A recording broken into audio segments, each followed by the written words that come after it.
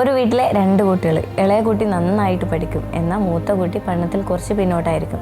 ഇങ്ങനത്തെ കുട്ടികളെ പാരൻസ് സ്ഥിരമായിട്ട് പറയുന്നതായിരിക്കും, അവൻ നിന്നെക്കാളും ചെറുതല്ലേ, അവൻ നിന്നെക്കാളും പഠിക്കല്ലോ, നീ എന്താ എത്ര പഠിപ്പിച്ചിട്ടും, നിങ്ങൾക്ക് ഇത്ര അവസരങ്ങൾ തന്നിട്ടും നീ എന്താ പഠിക്കാത്തത്, നിനക്കൊന്നും ഒരിക്കലും ശരിയാവില്ല, എത്ര പഠിപ്പിച്ചിട്ടും ഒരു കാര്യമില്ല എന്നിങ്ങനെ സ്ഥിരമായിട്ട് നെഗറ്റീവ് കേട്ട് കേട്ട് ആ കുട്ടിയുടെ മൈൻഡിൽ ഞാൻ പഠിക്കാത്ത കുട്ടിയാണെന്നുള്ള ഒരു ലേബൽ വരും.